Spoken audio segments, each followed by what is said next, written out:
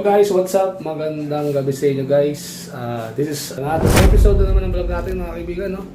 So dito meron tayong tatalakayin about sa mga ano naman, no? Sa mga pagkain naman to. So sigurado isa sa mga viewers natin sa YouTube favorite na favorite itong mga ganitong pagkain.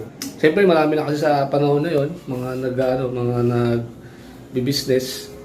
Kasi yun nga sa mga ibang bagay kasi tulad ng mga tatrabaho.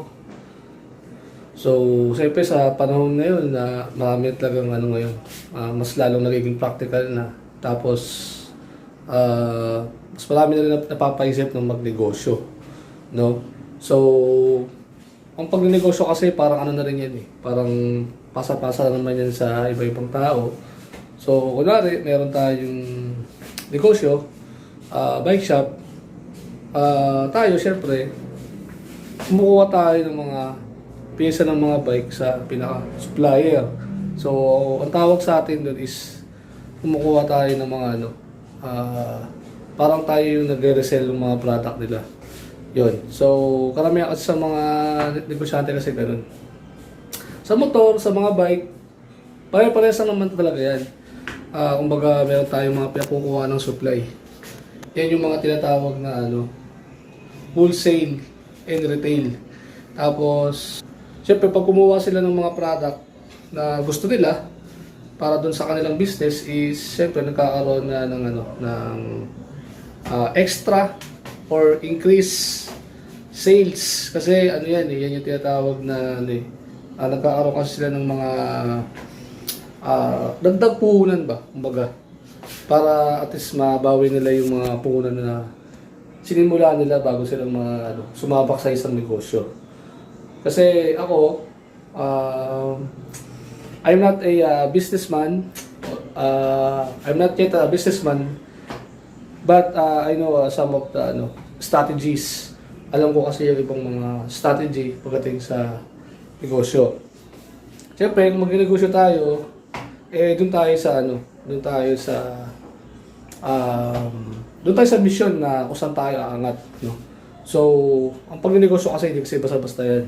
Siyempre dapat magkaroon ka ng mga confidence sa sarili mo, magkaroon ka ng communication. Siyempre communication magagamit mo yan sa mga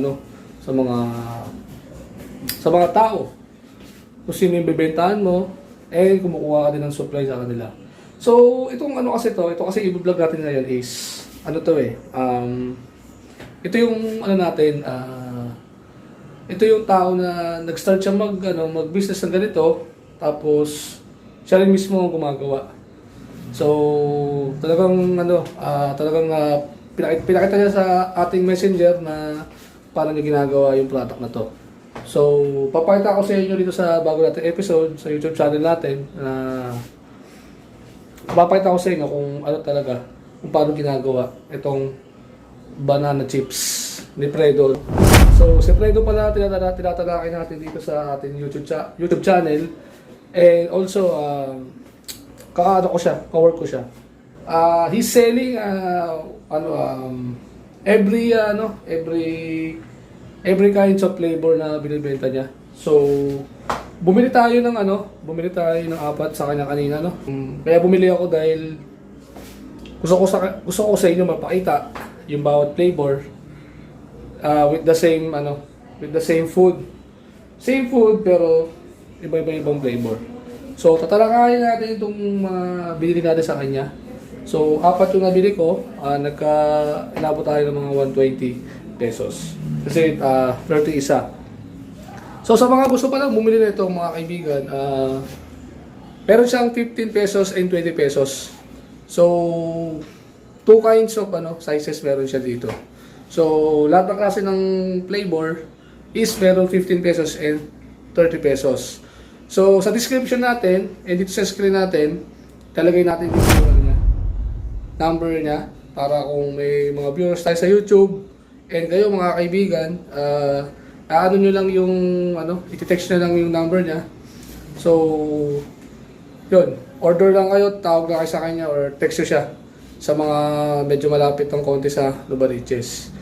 Kasi taga Marikina tayo eh. Siyempre, hindi natin pwedeng mapilit to ibang viewers natin kung may gusto silang bilhin, malayo. Kasi hindi ko rin sila tanong kung nagsishipping ba siya ng mga ganitong product mo. So, papakita ko sa inyo guys yung ating product na binili natin kanina. Guys, nandito na tayo sa bahay, no? Sa bahay tayo. Meron tayo ditong, ayan meron tayong Leleng's, banana chips to. So, meron siyang flavor na sour cream flavor, no?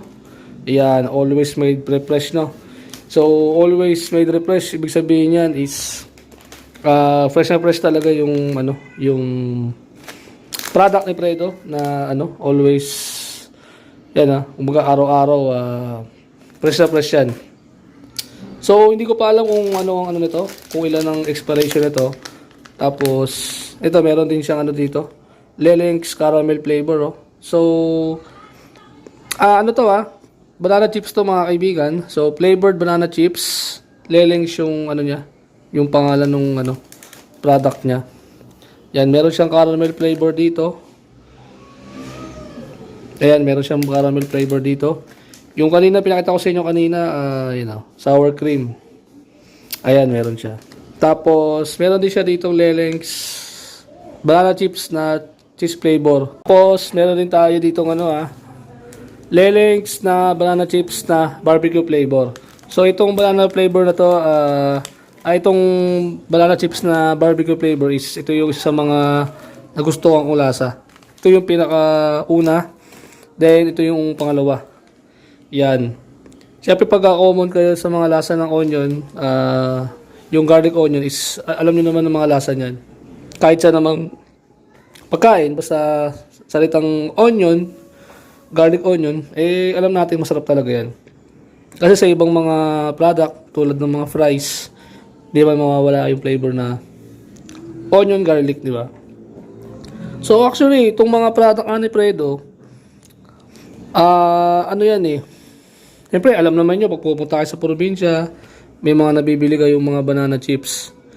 Pero ito kakaiba itong mga product na kasi banana chips pero may mga meron siyang mixing with ingredients, mixing with any kinds of ingredients. So ingredients means ito, yung mga flavor is niya dito. Baga dito niya inadapt yung mga ingredients na nilagay niya rito. So mamaya papakita ko sa inyo mga kaibigan yung video kung paano niya ginagawa yung mga product niya,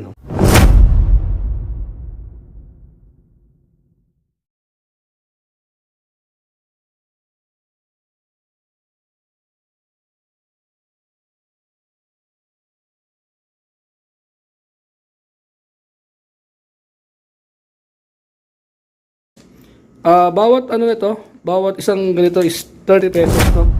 So kung meron naman siya 15 pesos, syempre kung gusto mo magtipid 15 pesos, pero kung gusto mo ng medyo sulit naman yung order mo, i-grab mo na yung 30 pesos, di ba? Syempre hindi naman tayo lagi kumakain ng ganito. This is my product lang na gusto kong bilhin, tapos pinapakita ko lang sa inyo para at least malaman nyo na may banana chips pala na with additional ingredients. Yan So Leleng's yung niya. Yan Leleng's yung kanyang brand. So yan lalagay ko mamaya yung number niya dun sa ating description. Yun, para meron kayong contact sa kanya. Siyempre, inaila kasi pagkain ng ganito kasi siyempre, kumbaga, meron na kasi itong additional kasi na ingredients, siyempre. May mga sinasabi na maalat na. So, ito, honestly, itong Leleng's caramel flavors, hindi ko pa ito natitikman. Yan. Tsaka, itong cheese flavor, hindi ko pa natitikman to. So, itong dalawang to, hindi ko pa natitikman to. Itong dalawa lang ang ating natikman. So, ang in-order ko is ito. Ito yung una kong in-order sa kanya. Ito naman yung pangalawa. Pero, mas naano lang ako dito, mas nairib ako sa lasa ng ano, cheese. Yung, ayun, barbecue. Barbecue flavor niya. So, sunod yung sour cream. Yan. So, sana medyo magkaroon kayo ng idea na magkaroon pala ng mga ganitong product. Alam ko, marami na nagtitinda ng ganito. Pero, ito para sa akin kasi, ano to eh, this is, new. Bagong-bago to sa ating, bago to sa aking isip. Kasi, dati kumakain lang ako ng banana chips. Wala naman talagang, additional ingredients and flavors. Pero, ito, kakaiba. Kakaiba tong taon na to. 2026, napakalupit. Karoon tayo ng mga ganitong mga product na may nagbebenta. Yan So, shoutout kay Fredo. Tapos, anin ko na lang, lagay ko na lang yung number niya sa description. So, text nyo na lang siya pag nagustuhan nyo tong product natin.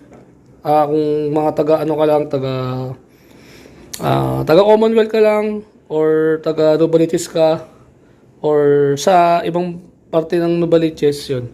Pwede siyang kontakin, tawagan nyo siya, and also, tanongin nyo siya kung if he's accepting shipping. Kumbaga, siya nang bahala sa transaction ng shipping, pero kayo ang magbabayad ng shipping fee. Ayun. So hanggang dito na lang yung vlog natin guys. Maraming salamat.